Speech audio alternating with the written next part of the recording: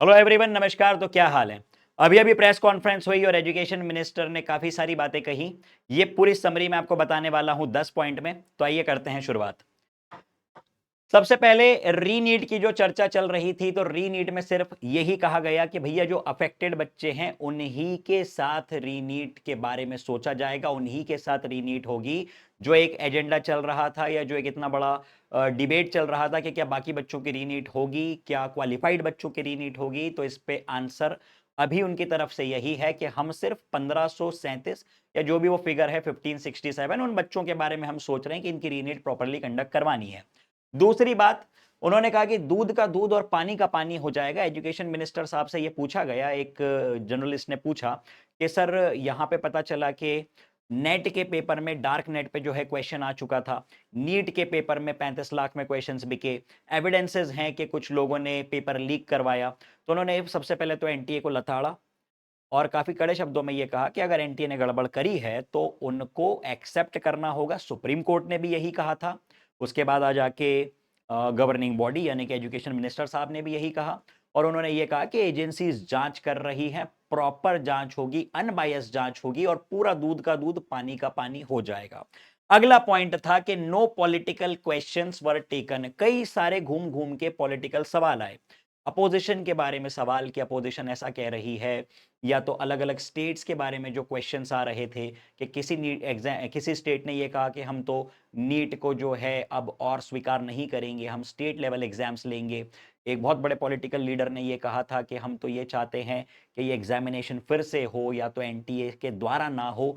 इन बातों पे कोई जवाब नहीं दिया गया, सिर्फ ये कहा कि मैं गवर्निंग बॉडी को रिप्रेजेंट कर रहा हूं, मेरी कुछ लिमिटेशंस हैं, मेरी कुछ मर्यादाएं हैं, आप उनका पालन कीजिए। तो मैं इससे ज्यादा कुछ नहीं कह सकता। ये स्टेटमेंट था। इसके बाद बिहार पुलिस की तारीफ हुई, क्योंकि बिहार पुलिस ने तारीफ के लायक काम किया। उन्होंने बहुत क्या कहना चाहिए, कम समय में बहुत प्रॉपर काम किए हैं। एनईटी यानी नेट और नीट में जो गड़बड़ियां हुई उसमें बिहार पुलिस, उसको उजागर करने में, उसको सामने लाने में बिहार पुलिस का एक इंपॉर्टेंट रोल रहा है। और ये बात फाइनली प्रेस कॉन्फ्रेंस में भी अप्रिशिएट की गई एजुकेशन मिनिस्टर सर द्वारा। अगली बात, गवर्नमेंट इज विद स्टूडेंट्स। जब ये सवाल पूछा गया कि क्या जो नीट की एग्जाम है इसको फिर से करवाना चाहिए, तो उसमें जवाब आया कि हमारे बहुत से गांव के बच्चे हैं, बहुत सारे गांव के भाई बहन हैं जो कि कम फैसिलिटीज में पढ़ते हैं, उनके लिए वापस नीट की तैयारी करना, वापस परीक्षा देना, वापस अगर परीक्षा होती है तो आई थिंक फॉर्म भी भरा जाएगा। इस पे भी एक क्वेश्चन आया था कि अगर परीक्षा होती है तो उसका फॉर्म भरेगा या नहीं, उसका पैसा लगेगा या नहीं। इस पे भी जवाब तो नहीं आया, लेकिन मान लेते हैं कि अगर एक नॉमिनल सी भी फीस वो फिर से लेते हैं तो हमारे जो रूरल स्टूडेंट एरियाज के स्टूडेंट्स हैं उन पे एक बहुत बड़ा बर्डन आएगा और हम ये नहीं चाहते हैं कि ऐसा हो। उन्होंने मेहनत करी है, बहुत सारे बच्चों ने, नॉट ओनली रूरल बच्चों ने, हर जगह के, शहर के, गांव के, हर जगह के बच्चों ने मेहनत करी है। तो उनके साथ इंसाफ होना चाहिए, उनके साथ अन्याय नहीं होना चाहिए। छठा पॉइंट, इजी नीट क्यों हुई? सवाल था कि ये जो है कट ऑफ इतना ऊपर क्यों गया, तो उस पर जवाब आया कि पेपर कंपैरेटिवली इजी किया गया। सवाल पूछा था कि इतना हाई कट ऑफ क्यों गया, तो आंसर आया कि पेपर इजी किया गया। अब पर्सनली मैं इस पे एग्री नहीं कर रहा हूं कि इजी किया गया, लेकिन ये आंसर था, मेरा काम है आपको आंसर बताना।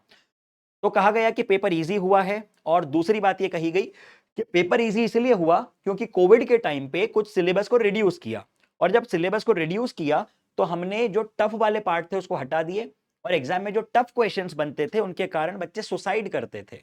मतलब सर का ये स्टेटमेंट था प्रेस कॉन्फ्रेंस में कि सुसाइडल केसेस को कम करने के लिए हमने पेपर का डिफिकल्टी लेवल कम किया। अब इससे मैं पर्सनली कितना सहमत हूं कितना नहीं हूं, इस पर मैं कोई कमेंट नहीं करूंगा, क्योंकि मेरा ओपिनियन बहुत अलग है ना। और आई वांट कि आप अपना ओपिनियन अपने थॉट प्रोसेस से सोचें, मेरे से भी इन्फ्लुएंस ना हो। सर ने ये कहा कि सुसाइडल केसेस बढ़ रहे थे, इसलिए कोविड के दौरान हम लोगों ने सिलेबस रिड्यूस किया, आसान किया, अच्छी बात है, लेकिन उसके कारण इतना सिलेबस हाई गया, ये एक्सेप्टेबल नहीं लग रहा है। नेक्स्ट थिंग कि कमिटी फॉर्म हुई है, ये बहुत अच्छा स्टेटमेंट था और ये बहुत अच्छा पॉइंट था कि सर ने ये बोला कि देखो हमको रियलाइजेशन है कि जो गवर्निंग बॉडी है उनके अंडर में कुछ गड़बड़ियां हुई हैं। एक्सेप्टेंस दिखा, पहली बार एक्सेप्टेंस दिखा, ये this is a very positive sign. Education minister साहब के द्वारा एक्सेप्टेंस दिखा कि जो गड़बड़ियां हुई हैं हम उसको रेक्टिफाई करेंगे और हम मेक श्योर करेंगे कि आगे से ऐसी गड़बड़ियां ना हो। तो I take this particular statement as a very positive statement. No stay on the counselling. Counselling पे किसी प्रकार का कोई स्टे नहीं लगेगा. Retest on 23rd of June, जो रीटेस्ट होने वाला है 1500 समथिंग स्टूडेंट्स का, वो होगा 23rd ऑफ जून को. और आखिरी और सबसे महत्वपूर्ण बात, इस बार दीदी ने चाय की व्यवस्था नहीं करी. चौथे माले पे चाय की व्यवस्था इस बार नहीं थी, तो जर्नलिस्ट लोगों को घर जाके चाय पीनी पड़ेगी. So these were the 10 summary 10 points of the press conference. आपको किसी भी प्रकार का कोई कंफ्यूजन हो इसके आगे, देखो मतलब यहां से अभी तक तो ये दिख रहा है कि रीनीट नहीं होगी. तो अगर आप अपना मन बना रहे हो, नहीं बना चुके हो अभी तक ड्रॉप का या पार्शियल ड्रॉप का, तो डिसाइड करो, जल्दी करो. कोई हेल्प चाहिए तो मुझको डायरेक्टली बताओ.